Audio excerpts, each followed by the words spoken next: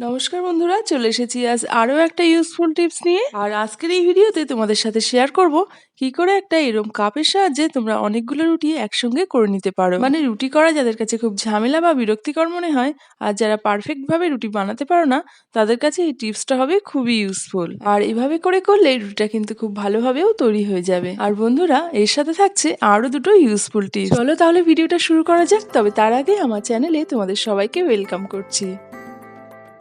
দেখো বন্ধুরা, রান্নাঘরে এই ধরনের গ্লাস বা কাপগুলো ইউজ হয়ে যাওয়ার পরে যখন আমরা মেজে রাখতে যাই, তখন এরকম ক্রস বাইটের সাহায্যে গ্লাসগুলো মাজার সময় কিন্তু এর নিচে পর্যন্ত, মানে এই সময় গ্লাসের নিচেটা কিন্তু ভালোভাবে এটা দিয়ে পরিষ্কার করে নেওয়া যায় না। তো এর জন্য দেখো, একটা ছোট্ট ট্রিক ফলো করলে কিন্তু আমরা এটাকে খুব সহজেই করে নিতে পারবো। তো এই জন্য একটা ব্রাশ আমি নিয়ে নিয়েছি। এবার এটাকে একটু আগুনে ধরে এর মাঝের অংশটা একটু বেঁকিয়ে নিলাম। এবার দেখো, এটাকে দিয়ে ইজিলি কিন্তু গ্লাসের নিচেটা পরিষ্কার করে নেওয়া যাবে।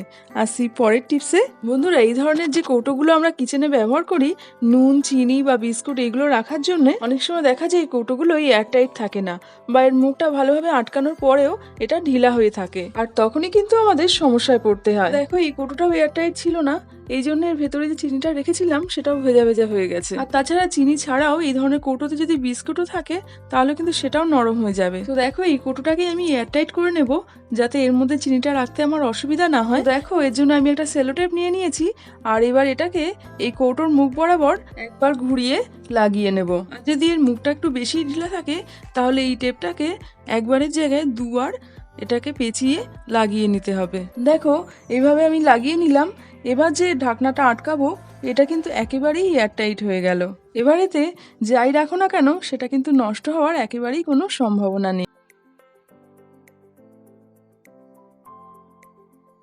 এতে রুটি হবে গোল আর একদম পারফেক্ট। এর জন্য আমি আটার মন্ডটাকে চেপে একটা থালার উপর নিয়ে নিয়েছি। আর এবার একটা কাপের সাহায্যে কয়েকটা লেচি কেটে নেব। এভাবে লেচি কেটে নিচ্ছি তার কারণ লেচিতে যেন কোনো রকম ক্র্যাক না আসে। এর ফলে লেচিটার দুই পিঠই মসৃণ আর প্লেন থাকবে, যার ফলে রুটিটা গোল হতে সুবিধা হবে। আর এই পদ্ধতিতে তোমরা চাকি বেলুন ছাড়াই রুটি তৈরি করে নিতে পারবে। দেখো, লেচিগুলো কাটা হয়ে গেছে। এবার আমি দু হাত দিয়ে একটু চেপে নিচ্ছি। আর এবার লেচিটায় আটা মাখিয়ে একটা গ্লাস নিয়ে নেব।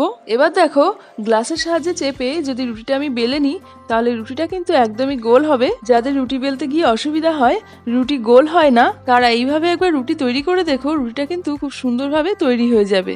দেখো, এখানে আমি গ্লাস দিয়ে বেলছি আর এই জন্য কিন্তু রুটিটা চারিদিক থেকে বেশ গোল হয়েছে। দেখো, রুটিটা আমার বেলা হয়ে গেছে। এবার এটাকে ছেঁকে তোমাদের দেখিয়ে দিচ্ছি কত সুন্দরভাবে রুটিটা তৈরি হয়ে গেল। তো তোমরা যারা রুটি বেলতে পারো না বা রুটির শেপ আনতে পারো না, তারা কিন্তু এইভাবে অবশ্যই একবার ট্রাই করে দেখো। আজকের এই ভিডিওটা কেমন লাগলো অবশ্যই কমেন্ট করে জানিও। ভালো লাগলে একটা লাইক করো। এরকম ইউজফুল টিপস আরো পাওয়ার জন্য চ্যানেলটা অবশ্যই সাবস্ক্রাইব করে রেখো। দেখা হচ্ছে আবার পরবর্তী কোনো ভিডিওতে।